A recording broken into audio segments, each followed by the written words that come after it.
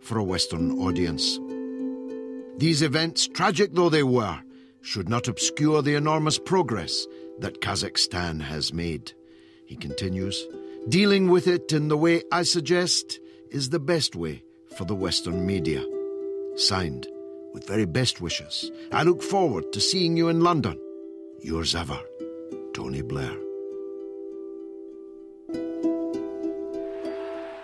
Fresh from his Kazakh snow job for Nazarbayev, Blair was soon showering praise on another dictator. Egypt's General Sisi had just seized power in a military coup. Blair himself explicitly praised not only the Sisi dictatorship in Egypt, but the overthrow of the elected government in Egypt, which he described as the rescue of a nation. Now, this is a coup. The minimum estimate is that 2,000 people were killed on the streets of Egyptian cities in that coup d'etat. 20,000 people were arrested and held without trial. There have been 1,000 death sentences handed out by this regime, which by any reckoning is one of the more brutal dictatorships in the region. And this guy, Sisi, is the one that Blair is openly championing. For the first time in my memory, you have a leadership in Egypt that understands the modern world, is prepared to take the measures that are relevant to the modern world, and wants Egypt connected to the modern world in the right way. And that is a fantastic opportunity. You shouldn't need rules to tell an ex-Prime Minister he shouldn't do these things. You really shouldn't need rules. It should be self-evident in your ethical standing that you should not do this sort of thing.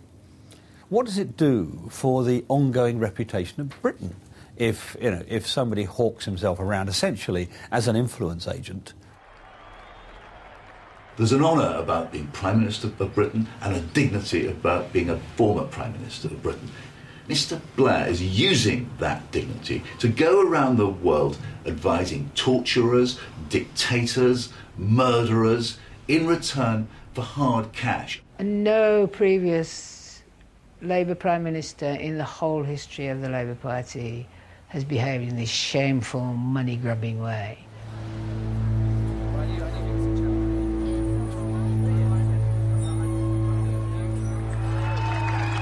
A new dawn has broken, has it not?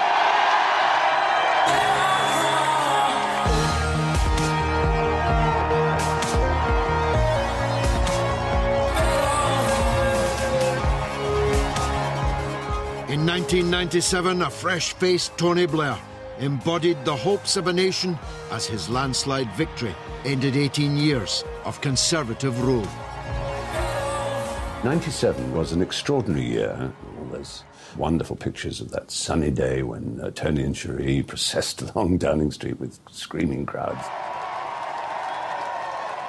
We were happy for the country to end the years of Thatcherism, and even though he wasn't my party, I welcomed his election to Labour leader, and I thought this was an opportunity for a new direction in British politics. As I stand here before number 10 Downing Street, I know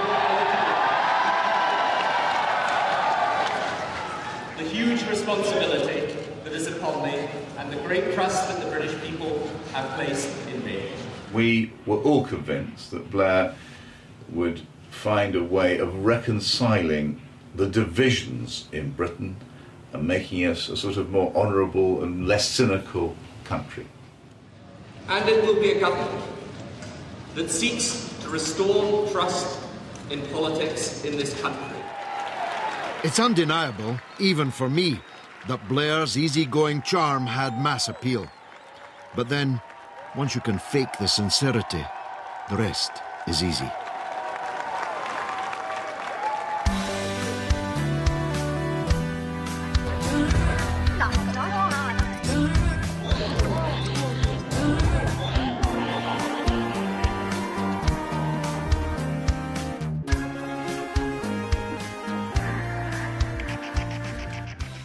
I remember my dad saying, God, she's married this middle-class Tory type.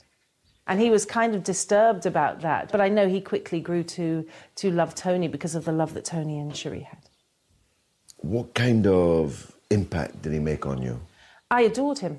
Quite simply, as an older brother, I thought he was, the bee's knees, basically. Tony was the kind of a young lawyer who'd wear the shirt without ironing it, and his wife would shout at him, "Will you change that shirt?" You know, on the right side of cool, kind of older brother figure. George, I think he could even charm you. He could. If he walked in here now, I know you don't like to hear this, but I reckon Tony could sit here and go, "George, you know I've always admired you, and I'm telling you your heart would flutter." What do you think? Maybe, but I would then arrest him, which would be the end of the fluttering. He made a terrific impression on me. He had that Clinton thing, you know, that he looked into your eyes, and his eyes were round and big and smiley. And he was very charming. He was a real pro, yeah? He was a total pro. And, you know, he'd been a lawyer, he liked his cricket, he liked his football. He had all the charm of manner that could make one think, well, this is going to be something. He became this incredible pop idol kind of prime minister. And the first one that we'd had. With his award, here is the foot-tapping, pop-loving, he's got nice hair, Tony Blair.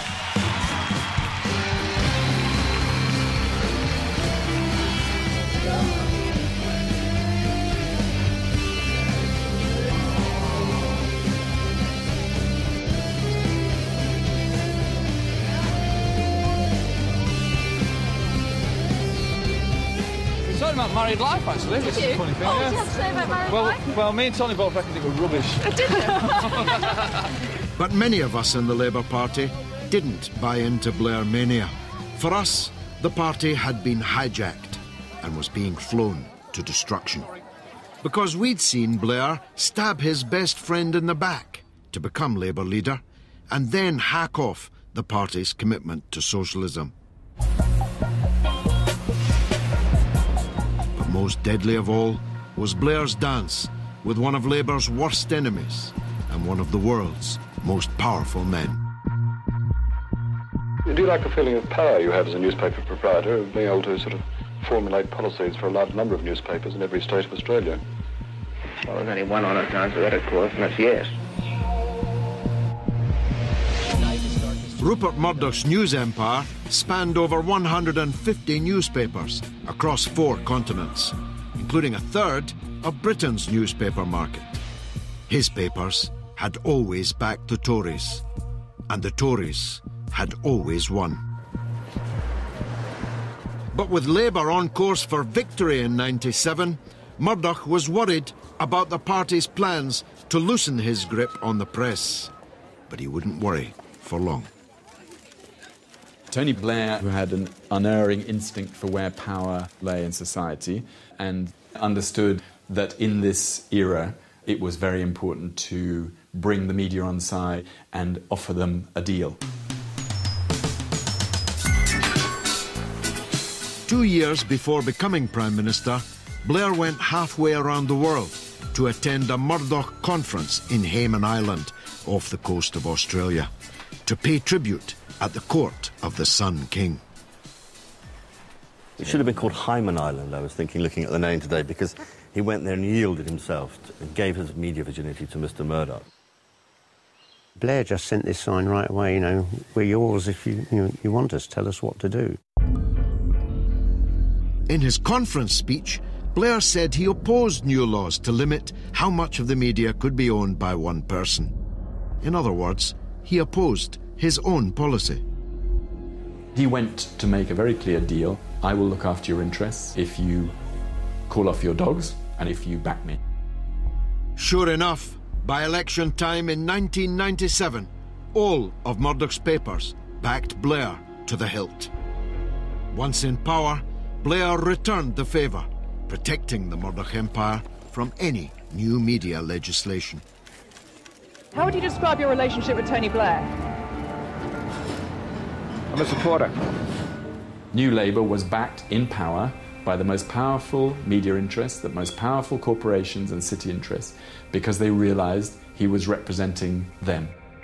You sup with the devil, you take a long spoon, is the rule, isn't it? And I don't think there's any doubt that as far as